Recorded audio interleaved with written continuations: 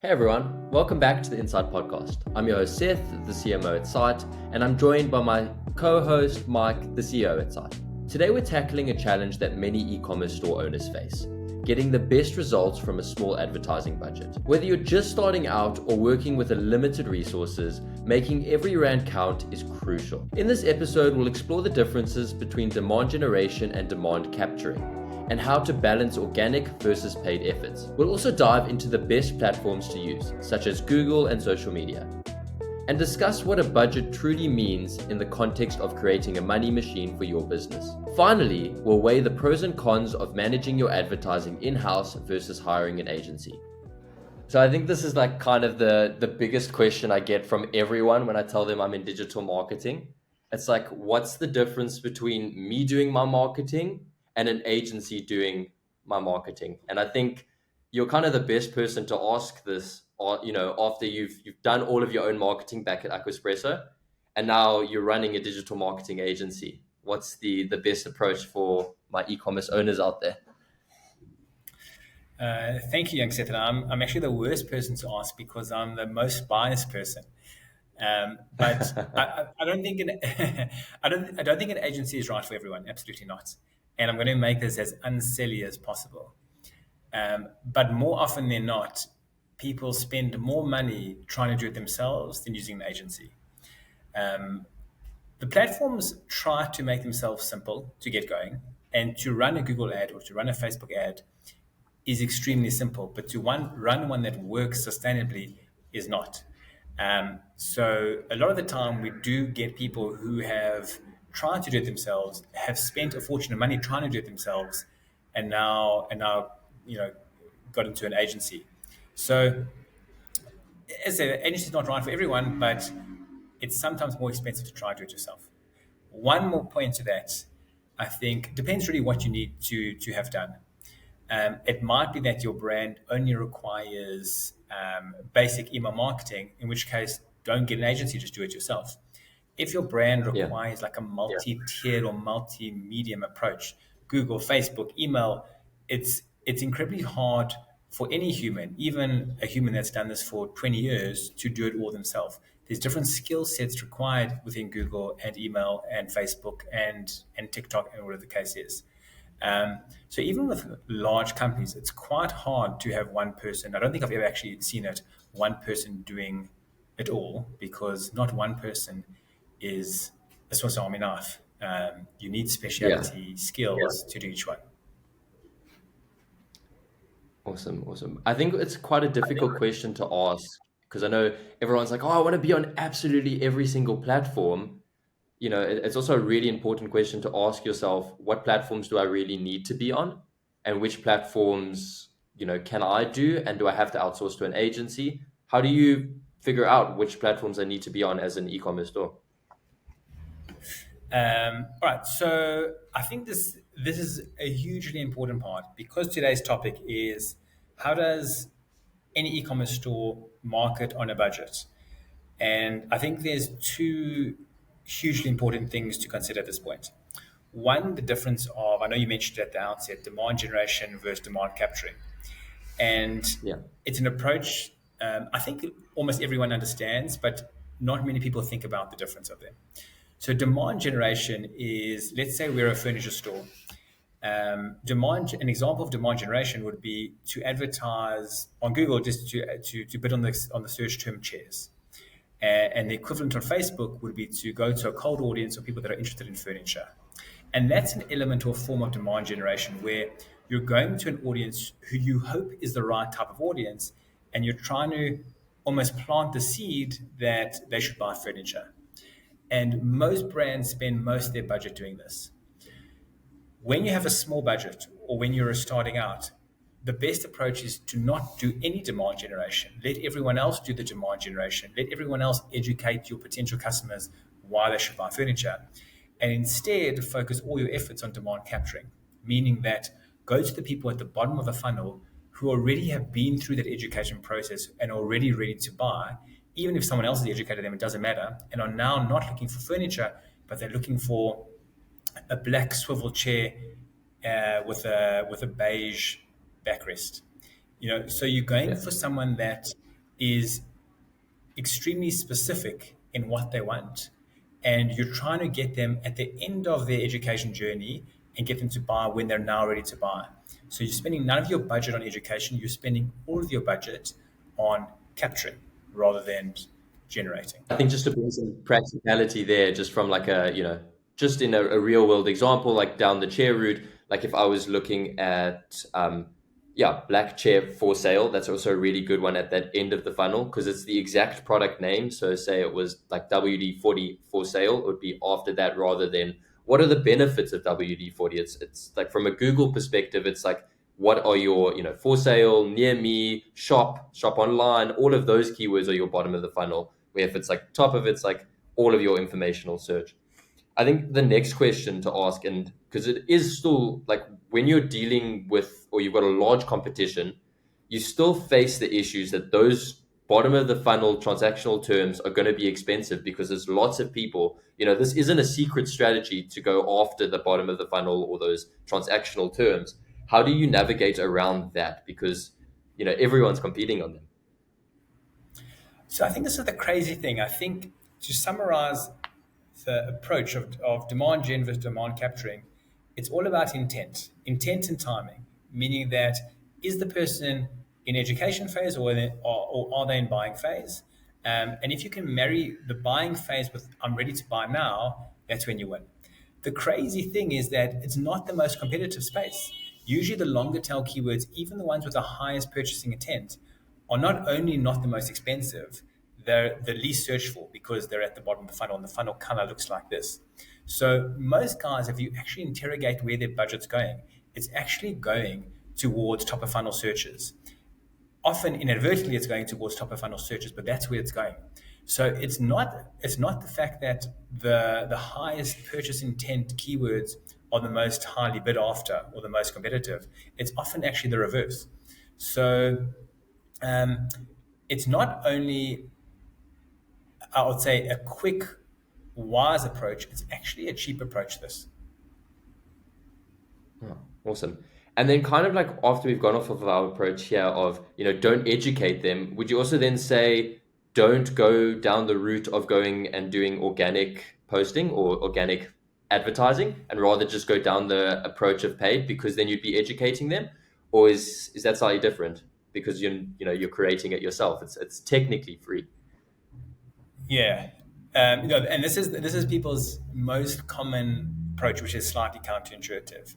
The approach of I don't want to spend much money or I have a small budget and therefore I can't afford to do paid leads people down the path of let me do all the free channels. So let me do everything that's organic, so organic posting, and let me do SEO because it's free. They're time intensive, but they're free from a money point of view. And I would say that for most stores, particularly starting out stores or fairly new stores, this is the biggest waste of time approach. That you cannot get sales through organic. You can't. There is an argument to say through shorts, through TikTok, you can build a big enough following, and then there are some brands who live off this following. So they'll say, what are you talking about? I get 99% of my sales through organic. But for most brands, and that's 99, again, another 99% of brands, to do that approach is extremely hard. To build a community and a following organically requires immense talent and skill to be able to be that person. And I think for most stores, the right approach, although it's a paid approach, it's paid ads, that's the right approach. I think most brands go down this organic wormhole, and not only does it not help their brand because they don't get any decent distribution, it doesn't create any sales. So I think there's unfortunately, to make money, you got to spend money. Yeah, just on that, on the organic content, I think there's so much miseducation out there. It's like everyone's like, oh, I'm just posting today, I'm posting this, I'm posting this. And people, like, they're not creating exciting or, controversial enough stuff to actually take advantage. And I think that's really the big crux here. It's that you really have to be the Gary V's. You have to be making the most noise, be the most controversial, be the biggest, the loudest in the room to actually stand out. Whereas if you go down the paid approach, you are paying your way to be seen, but at least you're being seen right off the bat, rather than hiring someone and then they're spending all their time trying to create content and then not coming right. Paid, if it is done correctly, or even if it's done slightly wrong, and I mean that's where you optimize for, but at least you're going to get some form of results, Yeah, even if they are the paid's wrong much ones. forgiving. Paid requires no personality. It just requires knowing how to do it. To be good at organic is a totally different game. Awesome. And then I think this kind of segments into our next question of, either the approach of going down the social media channels or hopping onto Google and going after those keywords and knowing when to segment into which and how much budget to split between the two. So it's very industry specific and it's very brand specific. But I would say my rule of thumb is if you're going to spend budget somewhere, and the two options I would say are either search, so either Google Ads or social. And social could mean anything from Twitter to TikTok to Facebook to Insta. I'd say most of the time, again, barring some industries, Google's your better approach. Your better approach because it speaks directly to the demand capturing versus the demand gen. Socials are there to make people aware of products that they weren't aware of in the first place or even looking for. Google is there to go after people that know what they want and are actually looking for it. So the intent, there's an inherent intent difference between social and Google, social and search. So for most brands, if you're only going to do one thing, Google is the right place to start because of the intent, and then expand to the other socials. Now, Yeah. you're on the same page and you say, "Cool, Google's right for me." Now I need to go through which socials I go to. Um, I think again, it does depend on your demographic, how your audience age, and that. I think still in SA, um, Meta is still the bigger one and the more successful one. I think TikTok will probably catch up at some stage. I think Twitter or X Well, is still a unfortunately little bit now, niche. like with TikToks, I don't know what the ripple effects are now, but TikTok, those big bans in the States and all of that, and they're not allowing, even though TikTok does have such a large part of the market, I definitely think there's going to be some form of a ripple effect. We're going to either see an increase in YouTube Shorts, where that's going to take over that, that missed potential from TikTok, and then or either onto Instagram Reels, or maybe there'll be even a new platform, which everyone should hop on as Yeah. soon as possible. But I, but I think you raise a great point, Seth. YouTube Shorts is a crazy untapped platform that, of course, there's lots of guys on, but as a proportion compared to any other social channel, it's empty. And yeah, if anyone wants to see an amazing, amazing YouTube Shorts channel, follow Seth online, and you'll see what magic you can do on Shorts. Um, yeah. Sorry, go exactly. there. And I think what made TikTok interesting is not because it was the platform TikTok, but it was the type of content. And that type of content is now Yeah. obviously available on Reels, on Shorts, and so on. So that type of content, I think, will always be popular until a better type of content comes out. And if it's not TikTok, it's one of the other platforms that offer the same content. Yeah, I mean, even before TikTok, it was Musically, and then no, even before Musically, there was another one. It was Vine, Musically, and then Musically TikTok. So people are so in love with short form content, that instant gratification. So that demand is definitely not going to go nowhere. Just a super quick segue, just for everyone to understand how old Seth is. Do you know what MySpace is? MySpace. I feel like Wow. So MySpace was the first that pause Facebook. is extremely telling of one's age. There was just an age check for you. Come back. So Right, come back. Let's see. MySpace coming back. Jeez. Awesome. And I think we've kind of left the biggest question, and probably the question that everyone's come into this podcast asking. What should my starting budget be?